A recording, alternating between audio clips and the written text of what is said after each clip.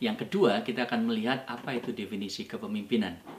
Nah, untuk menjawab pertanyaan itu juga tidak mudah karena kepemimpinan itu adalah sebuah bidang ilmu yang multidisiplin. Jadi artinya begini, kalau kita belajar bisnis, kita akan belajar kepemimpinan. Tapi kalau kita juga belajar psikologi, kita akan juga ketemu kepemimpinan yang berbeda. Kalau kita belajar antropologi, sosiologi, pendidikan, ilmu politik, bahkan teologi, kita akan ketemu kepemimpinan. Nah, kalau kita bayangkan, di satu ruangan itu ada seorang businessman yang duduk berseberangan dengan seorang politikus, dan mereka berdebat tentang apa itu kepemimpinan. Saya yakin mereka tidak akan ketemu definisi yang pas, karena keduanya dari konteks yang sangat berbeda. Mendefinisikan kepemimpinan juga sulit karena kepemimpinan itu adalah sebuah bidang ilmu yang multi perspektif. Ya, seorang peneliti yang bernama Keith Green, dia mengatakan bahwa studi kepemimpinan itu dilakukan sebagai berikut. Kepemimpinan bisa dilihat dari person, siapa dia, apa temperamennya, personality-nya, skill-nya yang membuat dia seorang pemimpin. Tapi perspektif yang kedua adalah kepemimpinan sebagai result. Jadi, kalau dia berhasil, prestasi yang diukir itu yang membuat dia menjadi pemimpin. Yang ketiga, perspektifnya adalah kepemimpinan sebagai posisi. Jadi seorang hanya menjadi pemimpin kalau dia punya posisi.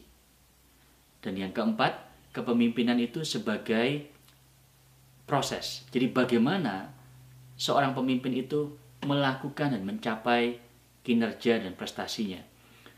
Nah, semua perspektif ini membuat definisi sulit. Itu sebabnya tahun 90-an seorang peneliti yang bernama Bernard Bass itu mengatakan definisi kepemimpinan itu sebanyak jumlahnya sama dengan sebanyak orang yang ingin mendefinisikan.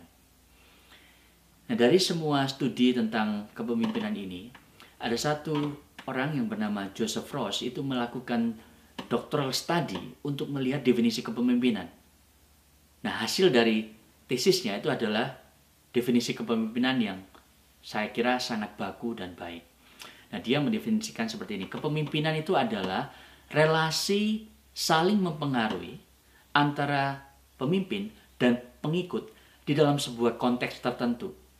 Nah, konteks ini apa? Konteks untuk melakukan sebuah perubahan yang real, yang merefleksikan visi yang sudah dimengerti bersama. Jadi, dalam definisi tersebut ada 3 elemen kepemimpinan yang harus ada untuk bisa disebut sebagai leadership. Yang pertama adalah pemimpin, kedua pengikut, dan yang ketiga konteks. Tanpa pengikut, pemimpin tidak mungkin melakukan kepemimpinan karena dia tidak memimpin, dia cuma jalan-jalan sore. Tapi konteks juga penting. Pemimpin dan pengikut tanpa konteks tidak akan ada proses kepemimpinan, tidak akan ada saling mempengaruhi. Jadi misalnya Martin Luther, bapak reformasi di abad 16, dan Martin Luther King, seorang pejuang HAM di abad yang ke-20. Mereka menjadi pemimpin sebagaimana kita kenal di dalam sejarah karena ada konteks. Jadi buat Martin Luther King Jr., ada perbudakan yang terjadi di Amerika pada waktu itu sehingga karena konteks tersebut dia tampil ke pentas kepemimpinan. Nah, sekarang kita coba bayangkan kalau kedua Martin Luther ini berpindah tempat di dalam sejarah. Mungkin mereka tidak akan melakukan apa-apa. Justru karena konteks di mana mereka hidup, itulah yang mendorong mereka untuk bisa menjadi pemimpin sehingga kita mengenal mereka sebagaimana hari ini kita mengenal mereka.